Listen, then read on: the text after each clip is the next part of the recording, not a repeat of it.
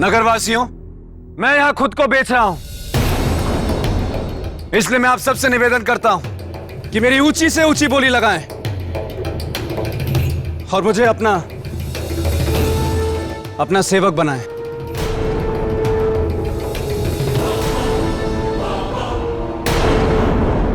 क्या तुम खेती करना जानते हो? तुम्हें हथियार बनाना आता है क्या? क्या तुम आभूषण बना सकते हो?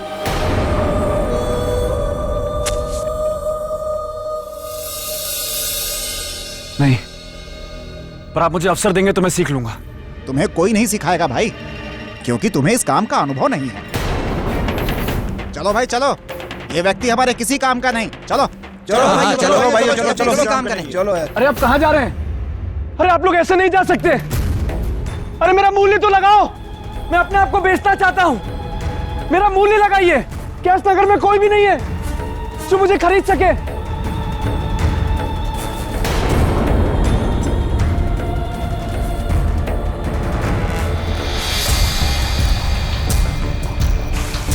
हे महाकाल, क्या मैं अपने न्याय के वचन की रक्षा नहीं कर पाऊंगा?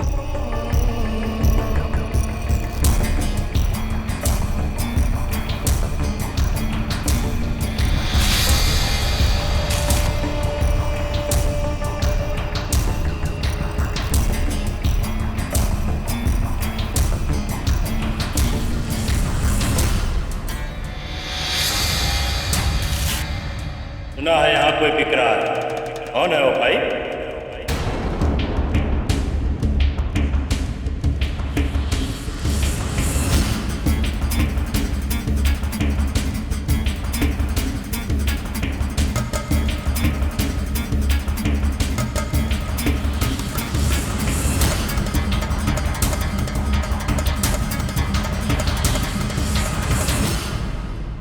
मैं शमशान का चांडाल हूं, मुर्दा फूंकता हूं।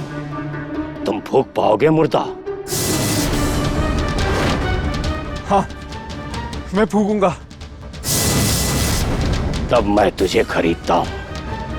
आज से तुम हमारे सेवक हुए। पर दाम क्या देंगे ये तय नहीं हुआ। दाम? प्रतिदिन 1 रोटी। यदि मंजूर है तो बोलो, अन्यथा मैं दूसरा सेवक ढूंढता हूं। हाँ, स्वीकार है। ज्ञान मत दीजिए, मुझे ये कबूतर दीजिए। कबूतर तो मैं तुम्हें नहीं दे सकता, क्योंकि मैंने इसे इसकी रक्षा का वचन दिया, और ये राजा भोज का वचन है जो कभी खाली नहीं जाता।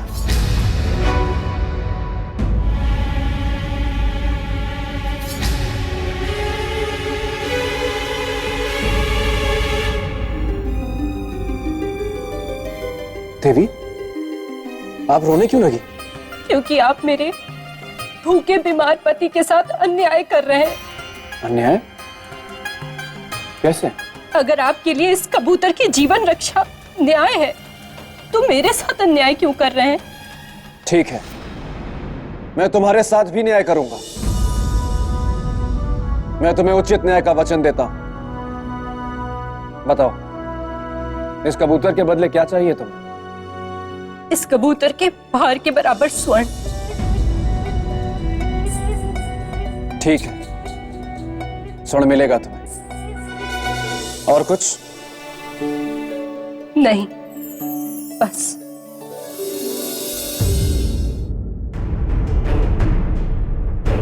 राजन, आप एक बार पुनः विचार कर लें। राजा भोज का निर्णय अडिग है। यही तो समस्या है कि इनका निर्णय अडिग होता है, और अब मेरे मित्र विक्रमादित्य के सिंहासन को पाने का निर्णय करके बैठ गए, और मैं इन्हें डिगा नहीं पा रहा हूं, जबकि मैं हूं बेताल, गलने नहीं देता किसी की हाँ? नहीं नहीं नहीं नहीं, वो क्या है मेरे परम प्रिय पेड़? अचानक मुझे याद आया कि ये वाक्य कि मैं हूं बेताल, गलने नहीं दूंगा किसी की दाल, मैंने सबसे ज्यादा बार जिससे कहा उसी की दाल किसी और की पतीली में गल गई। हाँ, सौंदर्य लेखा की ही बात कर रहा हूँ। वो आई तो थी मेरे साथ गृहस्थी की रोटी पकाने, लेकिन अब विवाह कुंडल के साथ प्रेम की पूरियां पकाएगी। विवाह कुंडल। मुझे कोई फर्क नहीं पड़ता। मुझे क्या, तुम भी ना मेरे परम प्रिय पेड़, पता नहीं कब क्या क्या चर्चाएं छेड़ देते हो।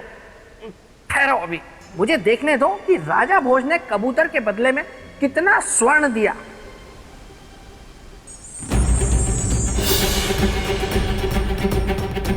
महाराज, इस कबूतर के भार के बराबर तो कोई लोहा ना दे।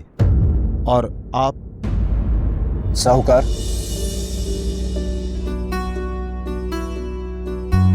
जीवन चाहे किसी का भी हो, जीवन अनमोल होता है। जीवन के सामने कुबेर का भंडार भी कम है। जैसी आपकी इच्छा महाराज। आइए, रखिए इस कबूतर को तराजू में।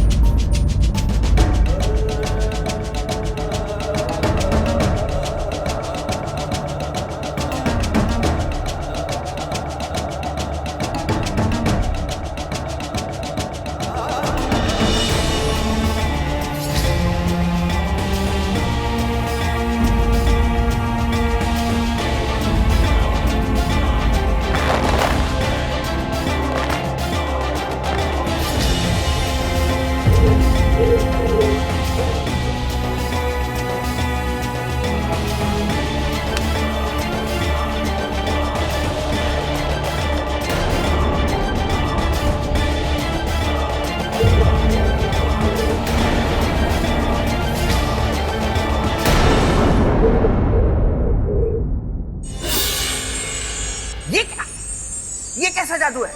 ये कबूतर के रूप में कोई हाथी है या हाथी के रूप में कबूतर है? इतना सब कुछ रखने के बाद भी तराजू टस से मस ही नहीं हो रहा।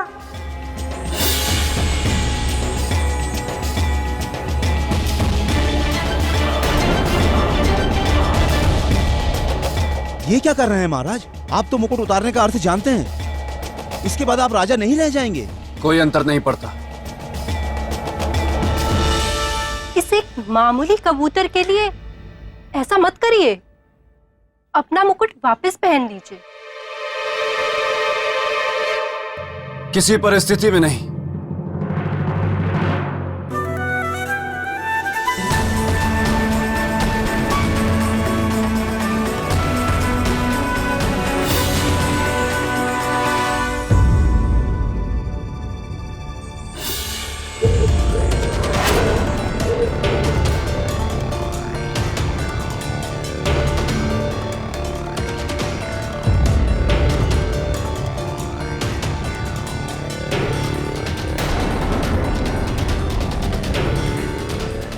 करेंगे?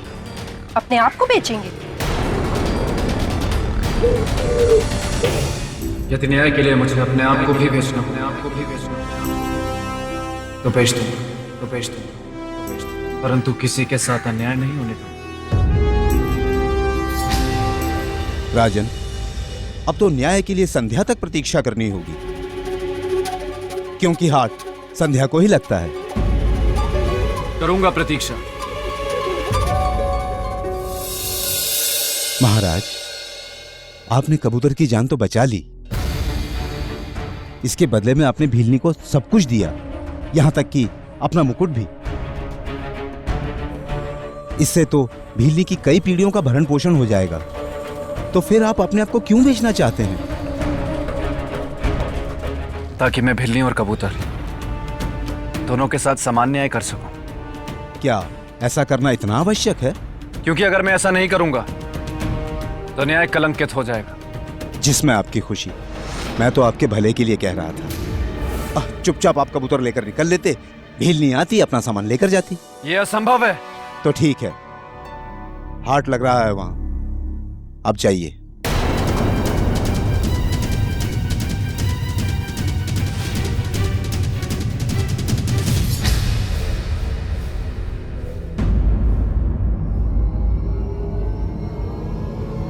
उसे धर्म और न्याय के मार्ग से डिगाना संभव नहीं।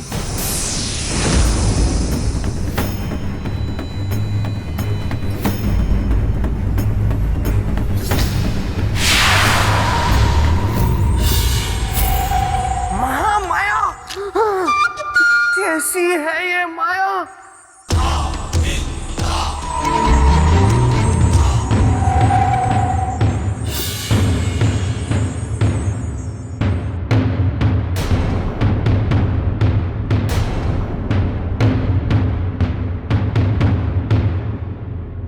नगरवासियों, मैं यहां खुद को बेच रहा हूं, इसलिए मैं आप सबसे निवेदन करता हूं कि मेरी ऊंची से ऊंची बोली लगाएं और मुझे अपना सेवक बनाएं।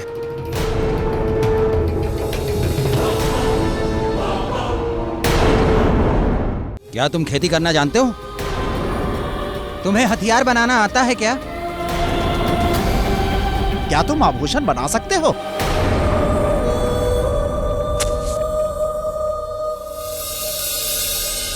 नहीं, पर आप मुझे अवसर देंगे तो मैं सीख लूंगा। तुम्हें कोई नहीं सिखाएगा भाई, क्योंकि तुम्हें इस काम का अनुभव नहीं है। चलो भाई चलो, ये व्यक्ति हमारे किसी काम का नहीं। चलो चलो हाँ, चलो भाई, चलो, चलो, किसी काम का नहीं। चलो। अरे आप कहां जा रहे हैं? अरे आप लोग ऐसे नहीं जा सकते। अरे मेरा मूल्य तो लगाओ, मैं अपने आप को बेचना चाहता हूं। मेरा मूल्य लगाइए। कैश नगर में कोई भी नहीं है जो मुझे खरीद सके।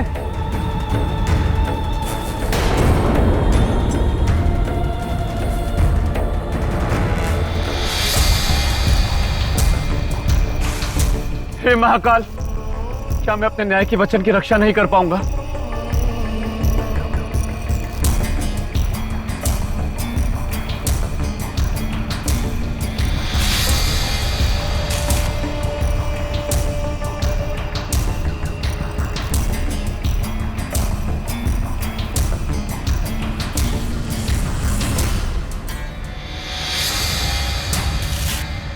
सुना है यहाँ कोई बिक रहा है। कौन है वो भाई?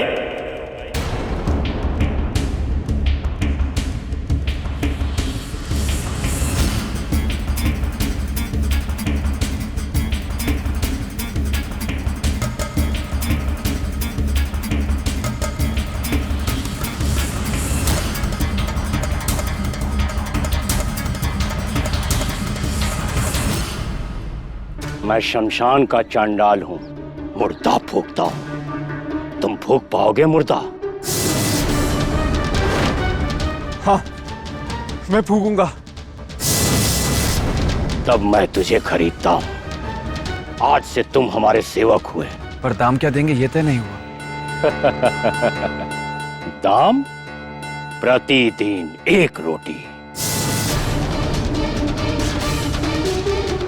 यदि मंजूर है तो बोलो, अन्यथा मैं दूसरा सेवक ढूंढता हूं।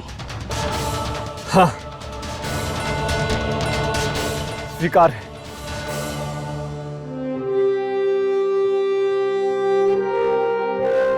इसे कहते हैं चाँद भी गवाना और भात भी ना खाना।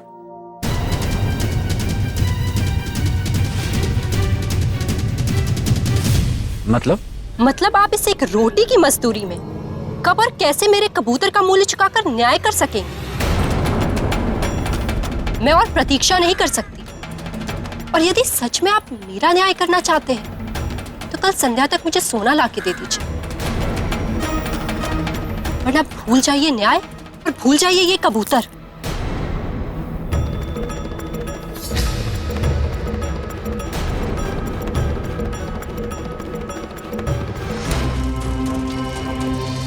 दास, अब से यही शमशान तेरी कर्मभूमि है। यहाँ चिता जलाने की तैयारी से लेकर चिता जलाने का, कर वसूलने का कार्य सब तुझे ही करना होगा, बिना किसी दया मया के। और जो कर न दे उसकी चिता नहीं जलाना, समझे? तो जा जंगल से चिताओं को जलाने के लिए लकड़ियां काट कर ले आ।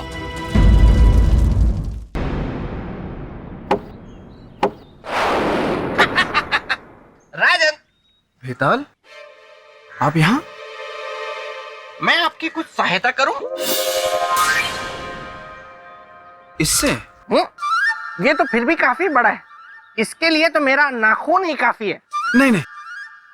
ठीक है, देखिए राजन, अब से मैं आपका शुभचिंतक हूं और आपके शुभचिंतक होने के नाते मैं आपको एक सलाह देना चाहता हूं, क्योंकि आप उज्जैनी नगरी के राजा हैं, महान नगरी के, मेरे मित्र की नगरी के। इसीलिए कह रहा हूं राजन, ये सब करना आपको शोभा देता है? नहीं है ना? तो छोड़िए ये सब और लौट जाइए। हाथ जोड़कर मैं आपसे निवेदन करता हूं कि अब मैं राजा नहीं हूं, किसी का दास हूं। इसलिए कृपा करके मुझे अपने कर्तव्य का पालन करने दें। लेकिन राजन, मैं ये कह रहा हूं, बेताल, मैं तो सिर्फ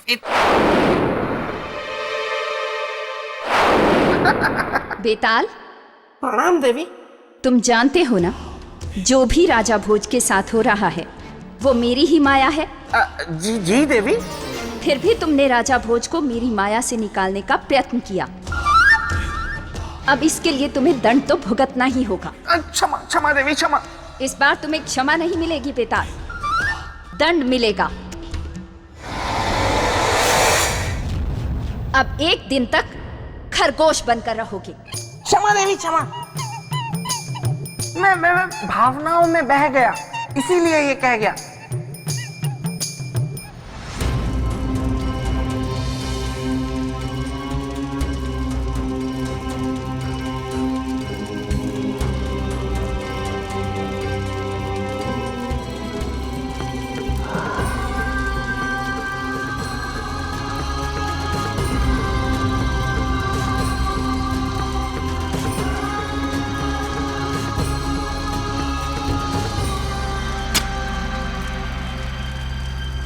सेवक, कितना कमाया?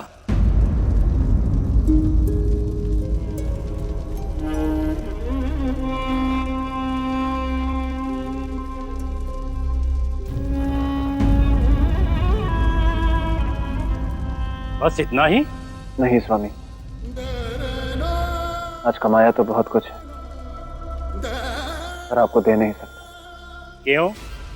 तू जानता नहीं, सेवक की कमाई पर स्वामी का अधिकार होता है। चल दे आज की कमाई। सत्य का ज्ञान कमाया है स्वामी, जिसे चाहकर भी मैं आपको दे नहीं सकता और आप ले नहीं सकते। मतलब आज ये जाना है कि मृत्यु विधि का सबसे बड़ा सत्य और शमशान इस संसार का।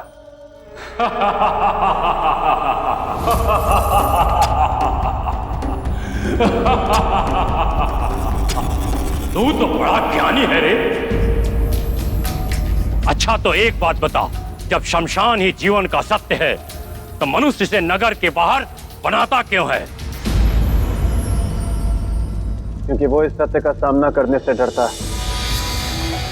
अरे वाह, ऐसी ज्ञान की बातें तो आज तक मैंने किसी से नहीं सुनी है रे। तू तो बड़ा बुद्धिमान है रे। ये ले रोटी, ये तेरी आज की कमाई। जा खा ले, बहुत भूख लगी होगी।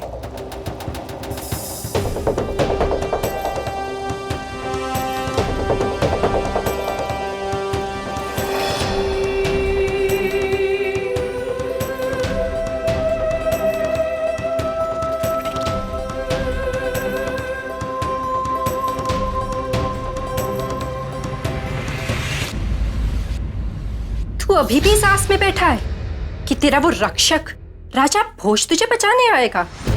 भूल जा, वो नहीं आने वाला। इसलिए अब अपने अंत के लिए तू तैयार हो जा। रुक जा बिल्ली, रुक जा बिल्ली, रुक जा बिल्ली।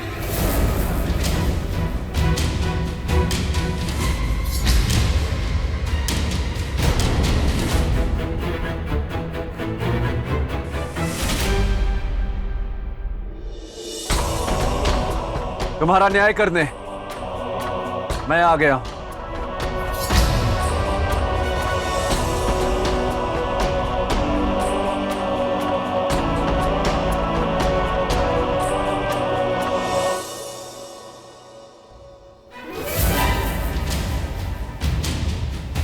एक रोटी की कमाई करने वाला चांडाल क्या न्याय करेगा भोज? न्याय करना है तो सोना ले आइए, वरना जाइए। जब इतना सोना इस कबूतर को नहीं तौल पाया तो आपकी एक रोटी क्या तौलेगी? इसकी कीमत को कम मत समझना भिलनी। ये अन्न है और अन्न इस संसार का सबसे बड़ा धन होता है, सबसे भारी और सबसे बहुमूल्य। इसकी तुलना इस संसार का कोई भी रत्न नहीं कर सकता। इस बात को याद रखना। इस बात की गवाही तो तराजू देगा जब इसे तौला जाएगा।